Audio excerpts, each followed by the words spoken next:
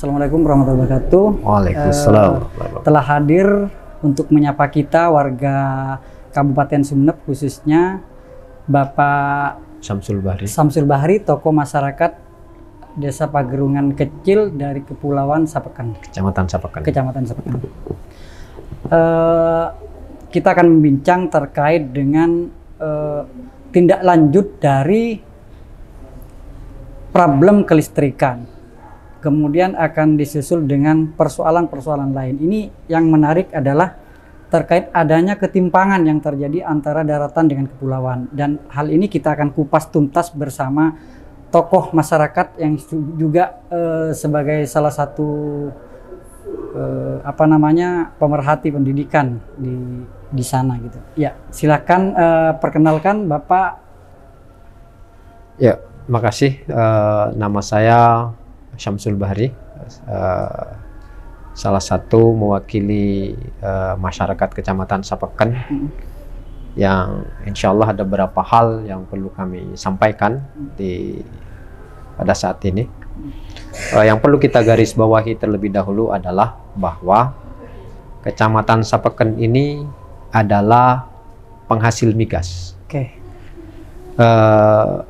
Yang sudah kurang lebih 30 tahun dieksplorasi dan eksploitasinya. Itu yang perlu kita garis bawahi dulu. Makanya ketika kita nanti berbicara dengan ketimpangan-ketimpangan yang saat ini terjadi di Kecamatan Sapekan, maka tidaklah berlebihan kalau kami menuntut beberapa hal yang mungkin itu juga menjadi bagian dari hak kami untuk memintanya. Kenapa? Karena kami, sekali lagi, kalau kita garis bawahi, kami ini penyumbang kontribusi yang luar biasa juga ke negara, ya. Dan penyumbang APBN, penyumbang APBD. Yang sampai saat ini kita pun tidak tahu berapa sebenarnya hasil paguruan besar itu yang diambil, kemudian berapa juga yang diserahkan kepada kita sebagai katakanlah yang memiliki, yang berada di kekayaan tersebut. Di Sumeneb ya. Yeah. Ini menarik Pak. 30 tahun perusahaan migas beroperasi, ya kan, mengeruk kekayaan alam yang ada di Pagerungan Kecil, Kecamatan Sapekan.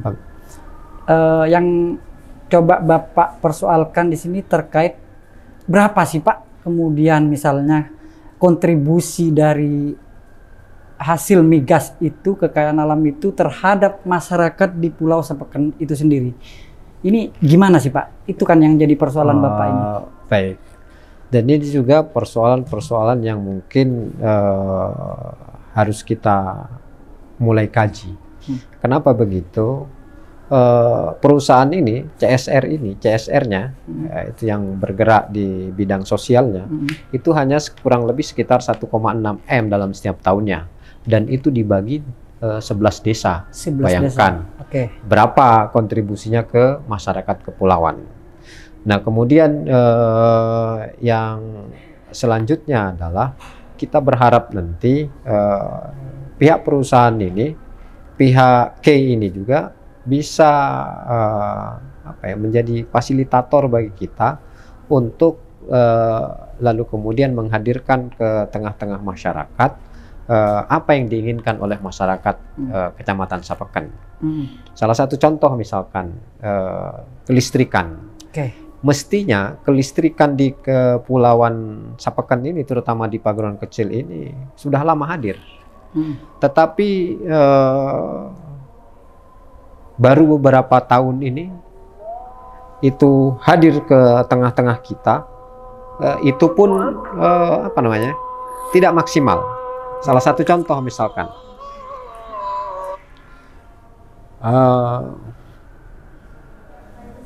kami di paguruan kecil ini hanya nyala PLN itu di siang hari kurang lebih 1 jam, di malam hari kurang lebih 1 jam.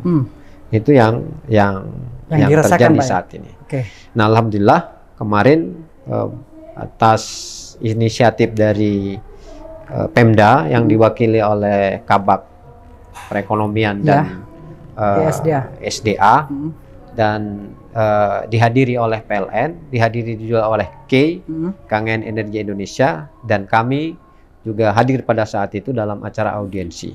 Nah, harapan kami persoalan kelistrikan ini segera selesai. Nah, kemudian yang kedua ada... Sebentar Pak, ini kok dari kemarin kayaknya getol masyarakat Kepulauan Sepeken ini, dalam hal ini paguruan kecil, menyuarakan adanya ketidakadilan Pak ya, yang dirasakan Pak ya. Jadi masyarakat mau menuntut itu Pak ya. Sebenarnya apa sih Pak yang sudah diberikan oleh perusahaan migas ini terhadap masyarakat selain misalnya CSR? Atau kalau perlu, apa sih konkretnya dari CSR itu misalnya? Bentuknya atau wujudnya gitu loh. Sehingga kemudian masyarakat ini tidak perlu lagi merasa tidak adil gitu, diperlakukan tidak adil gitu. Seperti apa sih Pak? Katanya kan paguruan kecil ini... Nah, itu yang belum dirasakan oleh masyarakat Kecamatan Sapeken secara signifikan. Apa manfaat besar yang telah diberikan oleh perusahaan ini kepada masyarakat kepulauan, selain daripada CSR yang... Selain dari CSR tidak ada Pak ya? Tidak ada. Tidak ada. Kalau dari CSR konkretnya seperti apa Pak? Apa saja misalnya? Kalau wujudnya, dari Pak? CSR itu tergantung dari permintaan desa masing-masing. Oke, selama ini yang Bapak tahu apa itu Pak? Ada yang misalkan pengembangan ekonomi masyarakat, kayak mesin pembuat tahu, mesin pembuat pentol, kemudian kemarin juga ada kayaknya mesin jahit dan mungkin begini Pak, sementara. Kemarin juga salah satu tokoh pemuda di Kepulauan namanya Mas Rohim ya kan, itu sempat mengatakan 90% mata pencaharian penduduk di Pura Paguruan Kecil itu adalah nelayan.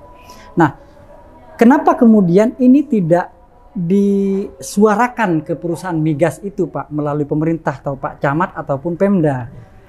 Kenapa enggak itu saja disupport gitu loh Pak? Kenapa harus ke perusahaan pabrik tahu atau apalah? Kenapa nggak di sektor nelayan saja gitu loh Pak yang difokuskan? Karena gimana, Pak? Itu mungkin salah satunya karena anggarannya yang terbatas. Nah, makanya hari ini kita ingin menyuarakan bagaimana pemberdayaan nelayan ini bisa dimaksimalkan oleh pemerintah daerah, pemerintah provinsi, bahkan pemerintah pusat. Kenapa? Karena masyarakat kita ini 90% nelayan, Mas. 90% nelayan yang masih menggunakan alat tradisional. Nah, hari ini kita bagaimana pemerintah daerah ini, pemerintah provinsi dan pemerintah pusat secara serius menangani ini, ya, menangani persoalan-persoalan nelayan yang sampai saat ini tidak teratasi. Kemudian yang selanjutnya, kita ini ada waktu-waktu jeda nelayan. Waktu jeda nelayan itu tidak melaut, itu antara bulan 12, bulan 1 sampai bulan 4. Kadang-kadang mereka tidak melaut. Padahal motonya orang pulau itu, Madilau kami iso, Madara kami ngilantu. Atau dalam bahasa Indonesianya, di laut kami kenyang, di darat kami lapar. Artinya kalau mereka tidak melaut, mereka akan lapar. Gitu, Pak. Nah, itu makanya harus ini kita suarakan bagaimana nelayan ini bisa diberdayakan secara serius oleh Kabupaten Sumeneb sebagai yang punya wilayah, kemudian Provinsi Jawa Timur, bahkan pusat. Bagaimana ini secara serius menangani persoalan-persoalan Jadi selama ini memang tidak ada di pemberdayaan terhadap masyarakat nelayan di sana, Pak?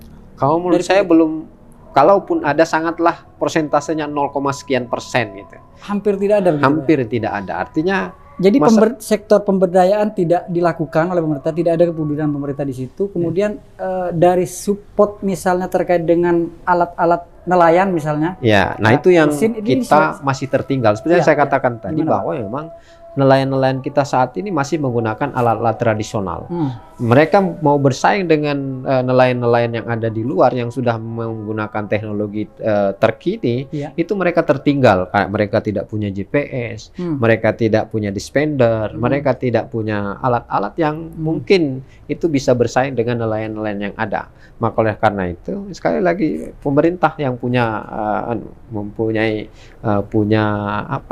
punya kewajiban lah untuk memberikan, untuk memberdayakan mereka. Jadi masyarakat dari luar pagerungan kecil itu sudah menggunakan teknologi Pak ya? Sudah menggunakan alat-alat, mereka sudah punya dispender, mereka sudah punya GPS. Itu dari mana saja biasanya Pak? Kalau dari luar kota? Kalau dari luar kota itu dari bahkan dari Jawa Tengah ada, kemudian dari Sepudi, Raas itu ngumpulnya di sana, di Sapeken untuk mencari ikan.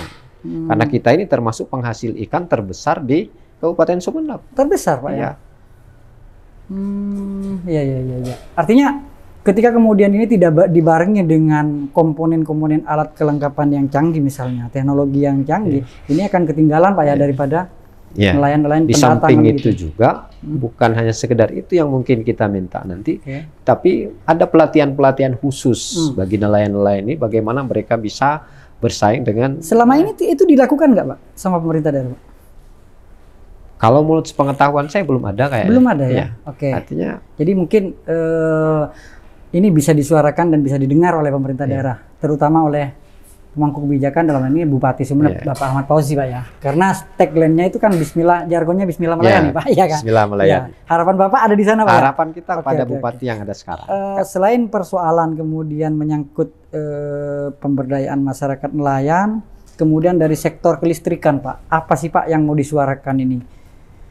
Yang ya itu tadi, bagaimana kita bisa mengawal keinginan baik dari PLN yang sudah diutarakan pada saat audiensi itu, mereka bisa mempercepat lah.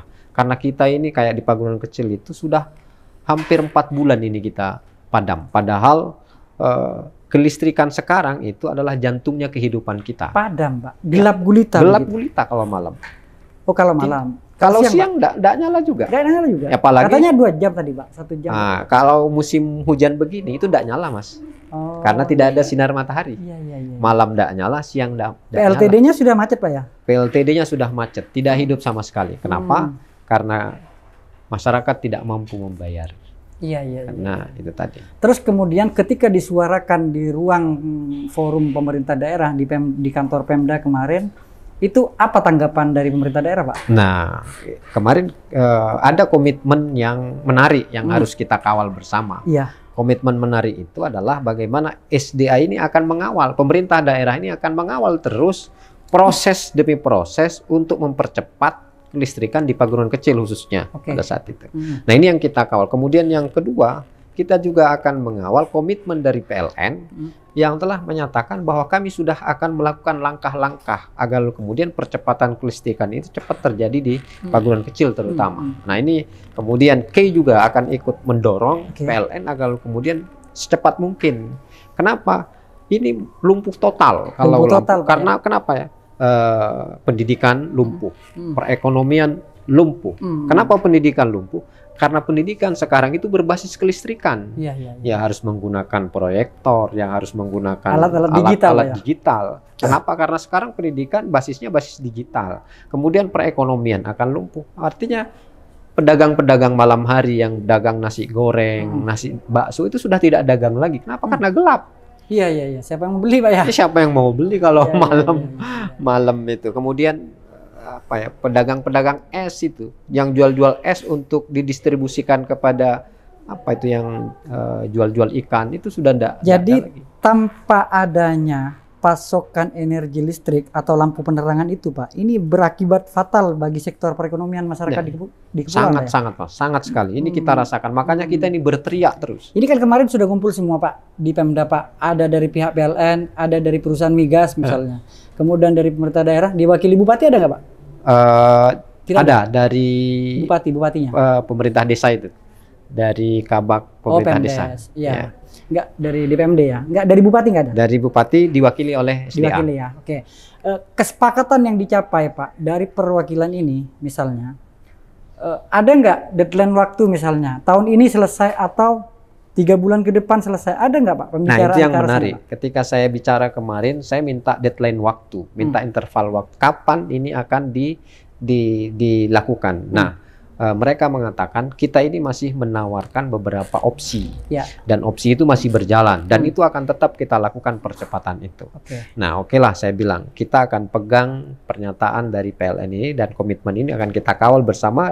Didengarkan juga oleh pemerintah daerah, didengarkan juga oleh KI, dan kami sebagai orang yang menyuarakan kelistrikan itu akan tetap. Kalau ini sampai tidak terjadi, kita bilang, bahkan kita akan melakukan aksi-aksi yang lebih besar. Karena sepertinya PLN ini sejak awal tidak punya niat baik. Baru ketika kita ini ada audiensi, mereka baru skenarionya dibeberkan nggak Pak dari pihak PLN misalnya atau dari pemerintah daerah terkait dengan rencana besar untuk menghidupkan listrik 24 jam misalnya. Ada nggak Pak langkah-langkahnya? Oke, langkah-langkahnya tahun ini atau kemarin itu langkah-langkah yang mereka pakai itu salah satunya adalah karena tuntutan kita begini, Mas. Itu PLN saat ini hanya yang masang KWH itu cuman 500 orang, itu pun 250 per hari, berarti cuman 250 KWH nyalanya. Jadi kalau mau dihitung, dikalkulasi dengan KK yang ada, itu cukup jauh. Artinya tidak memenuhi kebutuhan masyarakat desa Pawang Kecil. Dari 1.600 sekian KK, dari 1.600 sekian rumah, itu hanya yang teraliri masih 500, itu pun gantian, itu pun hanya 1 jam dan saat ini tidak nyala. Nah ini yang kita harapkan nanti kepada PLN. Nah, ini mungkin untuk ini mari kita bersama-sama mengawal, Mas. Sampai juga langkahnya gitu loh Pak, langkah dari pemerintah atau dari pihak PLN apa Pak? Langkah-langkah yang mereka lakukan ini pertama, kemarin mereka sudah mengukur lokasi karena sistem yang akan mereka lakukan adalah sistem hibrid, artinya perpaduan PLN, genset dengan PLTS. Nah kemudian kemarin juga kita sudah punya niat baik, kita punya PLTD yang standarnya standar nasional. Saya bersama kepala desa kami menyatakan bahwa kami siap menghibahkan seluruhnya, seluruh alat-alat PLTD ini untuk PLN. Artinya pakai saja, kami rela, meskipun PLN tidak bayar. Dengan anggaran waktu itu sekitar 3 miliar itu tidak apa-apa dipakai sama PLN. Asalkan nyala. Itu yang kita minta. Kami berikan secara percuma, gratis. Ya, dan itu ditanggapi juga dengan mereka. Insya Allah mereka jadi, akan. Konkretnya ini Pak, ke depan atau dalam waktu dekat, PLN yang mau dioperasikan di sana ini PLTD atau PLTS Pak? Atau ada perpaduan, namanya hibrid, perpaduan antara PLTD dengan PLTS. Kemudian yang selanjutnya yang perlu kita suarakan di sini adalah masalah transportasi, Mas. Selain daripada PLN yang mungkin saat ini sangat dibutuhkan, masalah transportasi, masalah klasik, apa itu, yang sampai saat ini tidak terpenuhi dengan baik. Artinya alat transportasi dari pulau ke daratan, dari Sapeken ke Sumeneb, dari Sapeken ke Banyuwangi. Padahal kita ini rata-rata kebutuhan pokoknya ngambil dari daratan. Nah, kalau alat transportasi ini tidak maksimal, maka sering terjadi kelangkaan.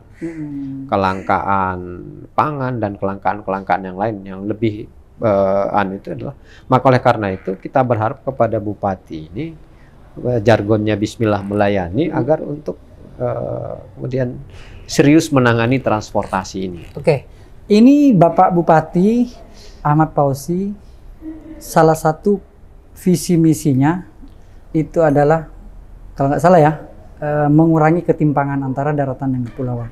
Setelah beliau dilantik, selama menjabat 1-2 tahun ini berjalan, sudahkah ada perubahan Pak terkait adanya ketimpangan itu? Apakah masih berjalan ketimpangan itu sekarang Pak? Kalau kita mau bicara tadi tentang kelistrikan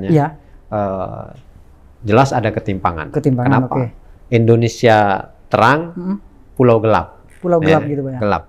mestinya kan kita minta kepada Pak Bupati untuk mendorong pihak PLN kemudian secepat mungkin mengatasi ini.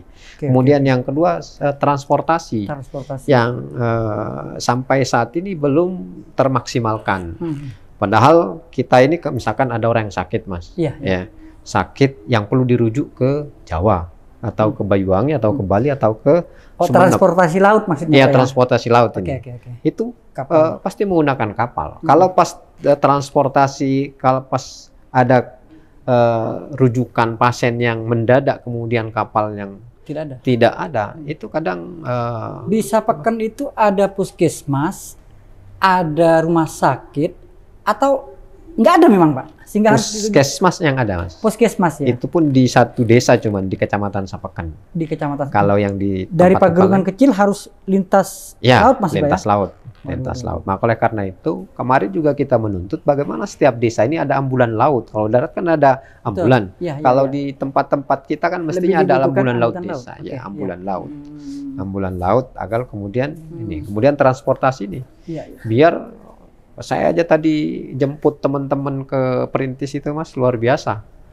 Penumpangnya banyaknya. Kenapa? Karena tidak terlayani transportasi ini dengan baik. Transportasi laut dalam hal ini kapal laut, Pak. Kapal laut. Kapal laut itu ada atau memang tidak ada, Pak? Atau minim? Gitu. Kalau dulu kita punya Sumekar. Sumekar yang mungkin 1 minggu sekali. Tapi DBS sekarang, itu? Ya, DBS. Sekarang DBS sudah tidak beroperasi. Tidak beroperasi lagi. Pas kita dengar kemarin ada penggeledahan dari itu kasus lain. Kasus lain ya kan yang itu. Berarti yang di Pulau Pagerungan Kecil sampai detik ini sudah tidak ada kapal yang beroperasi. Kecamatan Sapeken ada. Cuman di Kecamatan Sapeken itu apa itu nama kapalnya, Pak? Ada tol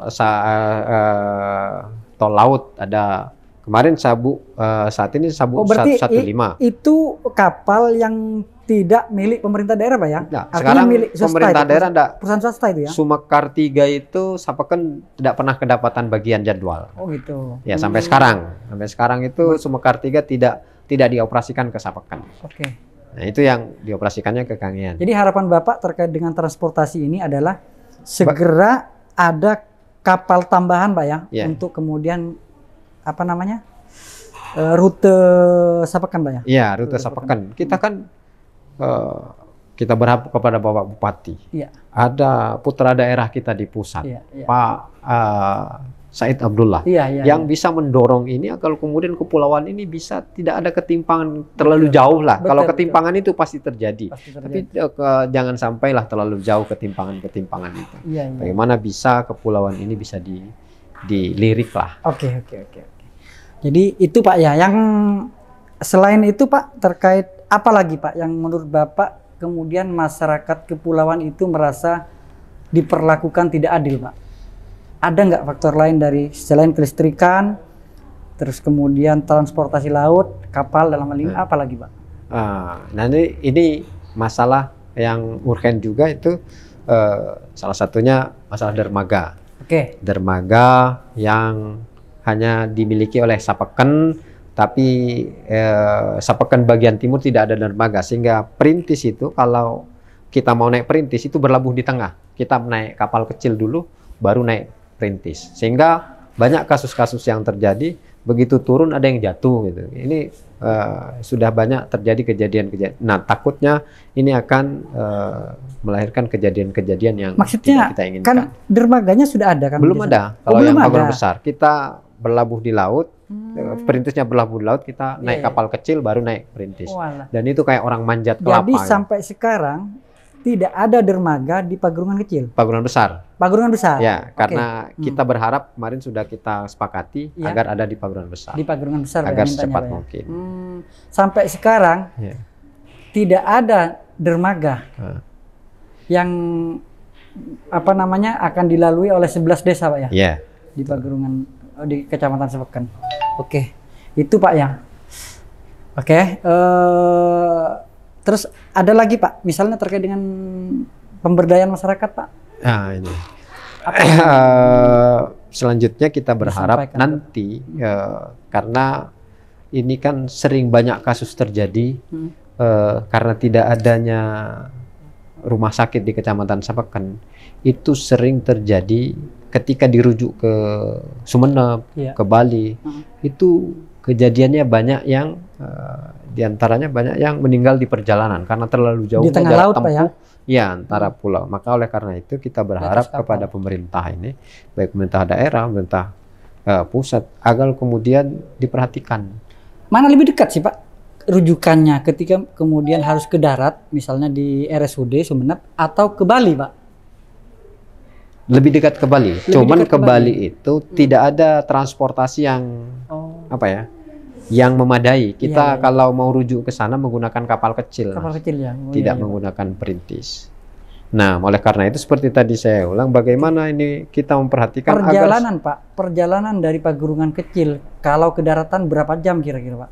kalau ke Sumeneb ini sekitar 16 jam kalau dari Sapeken, Mas. Wah, ini kalau hampir pagi 16 pulang ke pagi nih 7 Pak. ke 18 jam. Iya, kan berangkat pagi bisa pulang Ya, pagi pulang nih Pak. pagi. Maka oleh karena itu ya kita harapkan Kan tahun-tahun kemarin era pemerintahan Kebusro dengan wakil bupatinya Ahmad Fauzi sudah dibangun Pak, diresmikan malah rumah sakit Abuya di Kangean. Ya, di Kangean. Apakah itu jauh Pak dari Sepekan Pak? jauh banget, Mas. Jauh banget. Jauh. Lebih jauh. dekat ke daratan daripada Kita lebih ke mending ikut ke rujuk ke Sumeneb daripada rujuk ke Kangean. jauh Pak ya? Apalagi memang saat ini memang Kangean itu rumah sakitnya belum memiliki alat-alat yang sempurna lah. Apa Pak yang belum Kayak dokter-dokter spesialis itu Oke. kan masih Belum ada mungkin ya? belum kalau terlalu dari lengkap di segi sana. alat-alat kesehatannya Pak? Ya Allah alam, saya belum Pak ya? pernah Oke. tahu itu kan. Jadi kalau dari Sepekan ke Kangean, Pulau Kangean itu berapa perjalanan? Dari Lamanya, Pak? Sapeken ke Kangeannya itu 2 jam ke Kayuwarunya. Dari Kayuwarunya naik mobil kalau ke Abuya itu sekitar 3 jam. Bukan lebih dekat Pak, 5 jaman Pak. Ya, 5 jam. Kenapa? Cuman harus kan kita melalui beberapa tahap. Naik kapal dulu ke Kayuwaru, nanti naik mobil dulu. Iya. Yang kita enggan juga lewat situ. Kenapa? Karena jalannya masih belum bagus. Oke.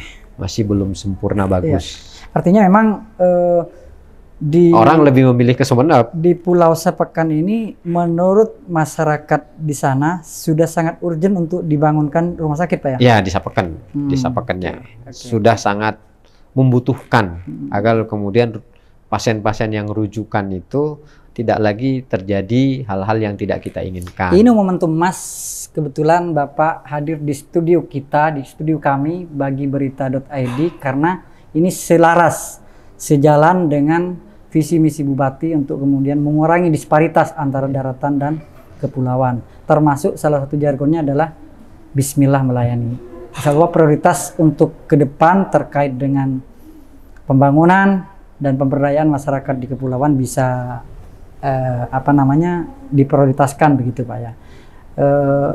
Ada langkah lain kemudian Bapak yang pengen disampaikan, unek-unek keluh kesahnya yang selama ini misalnya dialami oleh masyarakat kepulauan kepada terutama ya Bupati Sumeneb selaku pemegang kebijakan. Ya, Pak Ahmad Fauzi ini bisa memaksimalkan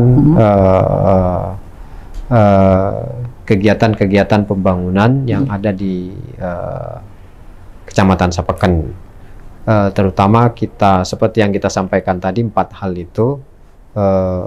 Agar kemudian Bapak Bupati bisa mendorong UPD-UPD yang terkait dengan apa yang kita sampaikan itu untuk segera menindaklanjutinya. Itu yang kita inginkan. Selama ini nggak pernah disampaikan Pak ke pemerintah terdekat, dalam hal ini Pak Camat misalnya.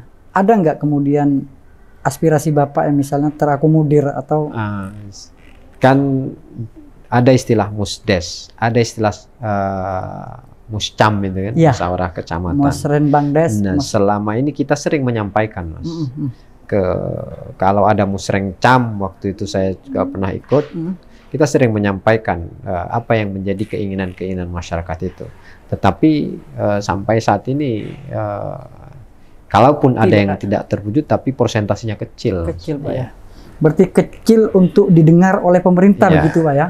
Aspirasi masyarakat kepulauan, aspirasi masyarakat kepulauan itu, dan itu bisa kita buktikan, bisa kita lihat di lapangan. Jadi Bapak sekarang minta Bapak Bupati dalam hal ini untuk mewujudkan janji-janji politiknya termasuk merealisasikan visi misi Bupati gitu, Pak, ya. Oke. Kita berharap itu. Oke. Mungkin terakhir Pak ya, terakhir perusahaan migas sudah 30 tahun beroperasi, tentunya banyak kekayaan alam yang dikeruk di dalamnya.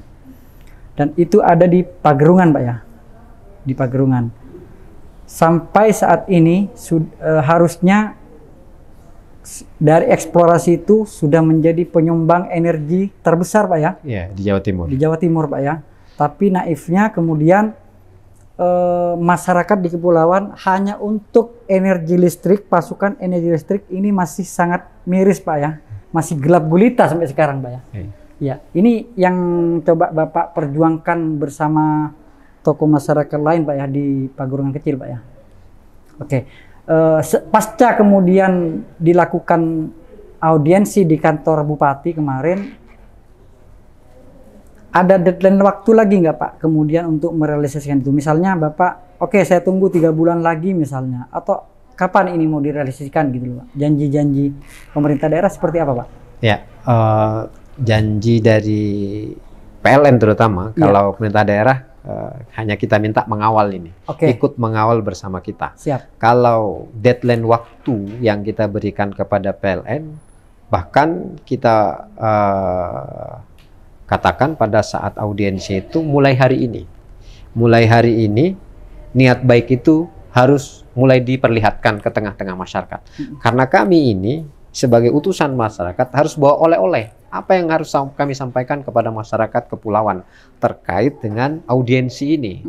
Nah, oleh karena itu kemarin kita minta kalau ini minimal kita sepakat akhir tahun ini sudah mulai ada action dari PLN ini untuk melakukan langkah-langkah besar itu. Bahkan mulai setelah audiensi ini kita berharap pihak PLN sudah ada langkah-langkah prosesnya untuk terlihat di mata masyarakat itu bahwa PLN ini punya niat baik memang.